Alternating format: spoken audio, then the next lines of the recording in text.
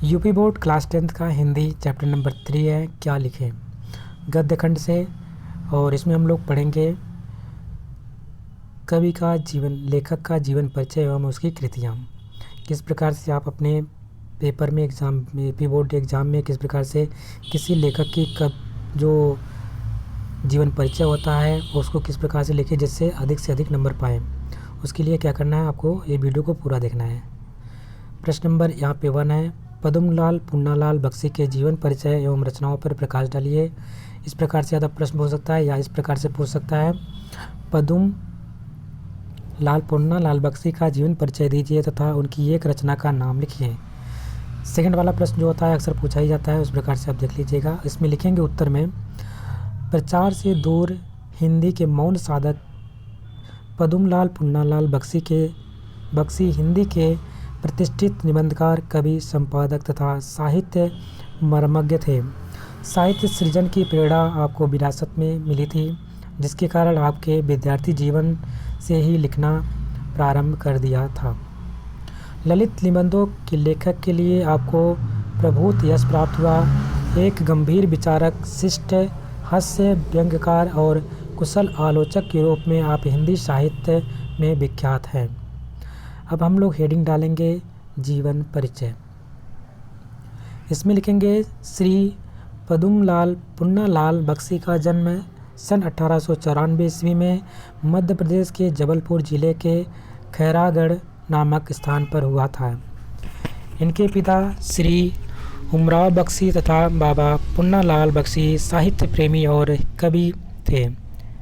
इनकी माताजी को भी हिंदी साहित्य से प्रेम था तथा परिवार के साहित्यिक वातावरण का प्रभाव इनके मन पर गहरा पड़ा और ये विद्यार्थी जीवन से ही कविताएं लिखने लगे।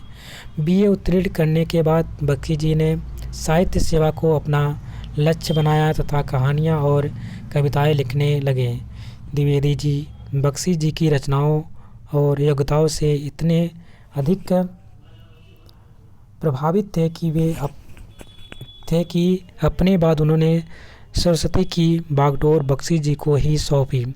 द्विवेदी जी के बाद 1920 से 1927 ईस्वी तक इन्होंने कुशलतापूर्वक सरस्वती के संपादक का कार्य किया।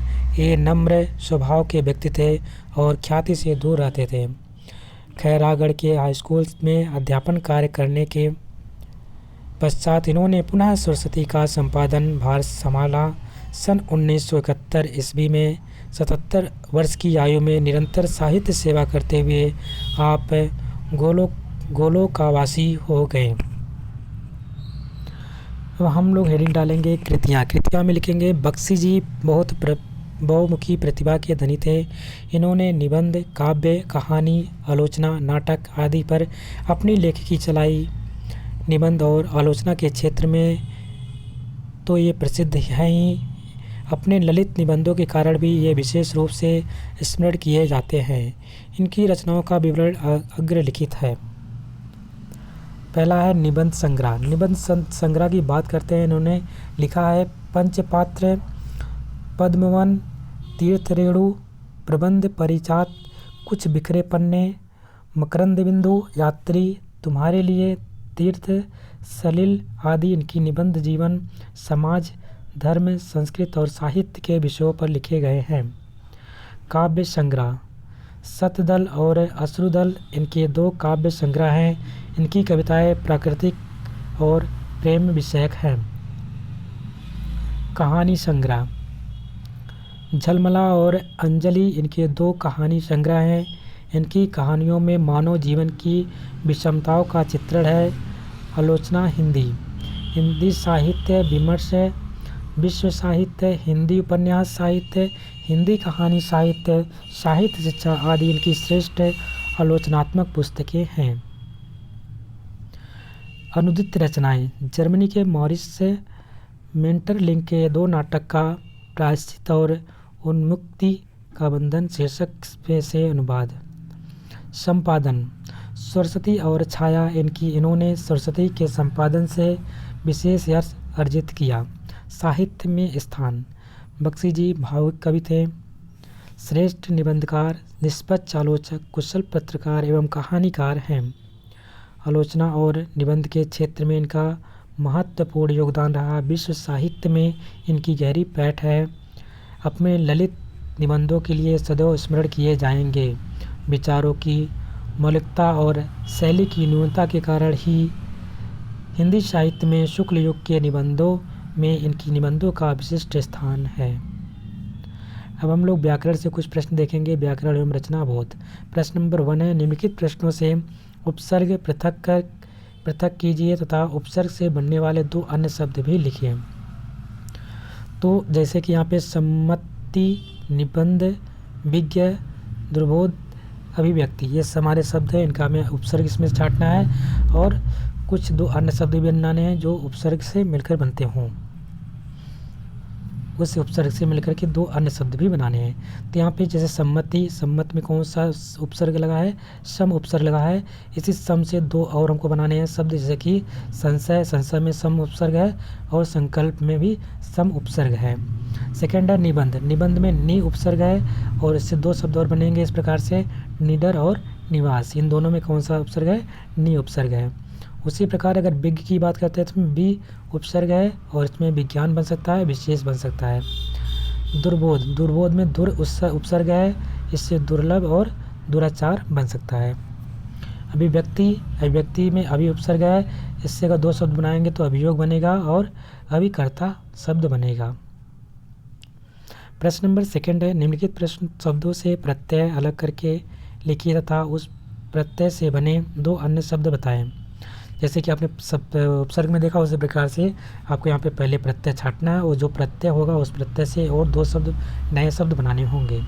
तो शब्द पहले देख लेते हैं कौन कौन से शब्द हैं। पहला शब्द है शीर्षक, दूसरा है विद्वता, तीसरा है प्रतिभावन, तीसरा है लज्जाशील, चौथा है समीपस्थ और सुखद। एन ये सब शब्द हैं आपके। और अगर हम देखते हैं तो शीर्षक और यहाँ पे अक प्रत्यय, शीर्षक में अगर देखते हैं शीर्षक शब्द में अक प्रत्यय लगा है। प्रत्यय हमेशा जो मूल शब्द होता है शीर्ष के उसके बाद में लगता है, तो इसमें अक प्रत्यय है। और अक प्रत्यय से 2 शब्द कौन कौन से बन सकते हैं? तो पाठक, इसमें भी पाठक में अक प्रत्यय, लेखक में अक प्रत्यय आता है। विद्वता में ता प्रत्यय है, तो महत्ता और निर्बलता, इसमें 2 शब्द बन जाएंगे। प्रतिभावान में अगर बात करते हैं तो इसमें वान प्रत्यय है, इससे दयावान और धनवान 2 नए शब्द बनेंगे। लज्जाशील की बात करते हैं तो इसमें शील जो है इसमें प्रत्यय है और इससे शील से विनयशील और विचारशील 2 नए शब्द बन सकते हैं। समीपस्थ की बात करते हैं, इसमें स्थ प्रत्यय बना है और इसमें निकटस्थ और दूरस्थ 2 शब्द बनाए जा सकते हैं। सुखद में दा प्रत्यय है, इसमें दुखद और जलद, इसमें 2 शब्द और बन सकते हैं। प्रश्न नंबर 3 है, निम्नलिखित शब्दों का इस प्रकार से वाक्य में प्रयोग कीजिए कि उनका अर्थ स्पष्ट हो जाए। जैसे कि आवेग, विश्वकोश, गंभीर्य, कर्कशता, विषाद, दूरस्थ, ये शब्द हैं। इनका हमें वाक्य में प्रयोग करना है। जिस प्रकार से यहाँ पे मुहावरों का अपने वाक्य में प्रयोग करते हैं, वहाँ पे इस प्रकार से एक शब्द दे रखा है, उस शब्द का अपने वाक्य में प्रयोग करना और यह शब्द वहाँ पे उस वाक्य में आने चाहिए। तो आइए देखते हैं किस प्रकार से करना होगा। पहला शब्द यहाँ पे दे रखा है आवेग और यहाँ पे हमें लिखा है वाक्य प्रयोग। आवेग की बात करते हैं तो इसमें लिखेंगे क्रोध की आवेग में व्यक्ति को कुछ नहीं सूझता है। इस प्रकार से आपको अपने वाक्य में प्रयोग करेंगे। दूसरा शब्द है विश्वकोश। विश्वकोश की बात करते हैं, इसमें लिखेंगे विश्वकोश को सर्वाधिक प्रामाणिक संदर्भ ग्रंथ माना जाता है। तीसरा है गंभीर्य। रामचंद्र शुक्ल का विचार गंभीर्य उनकी शैली को एक नया रूप प्रदान करता है। अगला शब्द है कर्कशता। कर्कशता की बात करते हैं तो इसमें लिखेंगे वाणी की कर्कशता के कारण ही कौवे को सम्मान नहीं मिलता है। विषाद का वाक्य प्रयोग करेंगे शब्दों में वियोगी जन हर्ष विषाद से मुक्त होते हैं। और लास्ट शब्द है दूरस्थ। दूरस्थ में लिखेंगे मैं अपने दूरस्थ मित्र से बहुत कम मिल पाता हूँ। और प्रश्न नंबर 4 है। प्रश्न नंबर 4 में पूछा जा रहा है कि प्रस्तुत पाठ में निम्नलिखित साहित्यकारों की जिन विशेषताओं का उल्लेख हुआ है उन्हें लिखिए। जैसे कि श्रीहर्ष, बाणभट्ट, अमीर खुसरो, सेनापति। उत्तर में लिखेंगे श्रीहर्ष के बारे में, तो श्रीहर्ष का जो शैली है कैसी है, इसमें लिखेंगे श्रीहर्ष की भाषा शैली बड़ी क्लिष्ट है, जिसे केवल विषय विशेषज्ञ ही समझ सकते हैं। अस्पष्टता अथवा दुर्बोधता उनकी शैली का दोष है। बाणभट्ट के बारे में अगर देखें तो उनकी भाषा शैली के बारे में तो इसमें लिखेंगे बाणभट्ट की भाषा शैली सामासिक पदावली युक्त से युक्त है, जिनमें वाक्य अधिक लंबे हो गए हैं। अमीर खुसरो की बात करते हैं तो इनमें लिखेंगे विभिन्न विषयों का एक सूत्र में समन्वय कर देना अमीर खुसरो के साहित्य की महती विशेषता है। यही विशेषता उन्हें अन्य साहित्यकारों से पृथक करती है। और लास्ट है सेनापति। श्रीहर्ष की भांति सेनापति की भाषा शैली भी दुर्बोध है।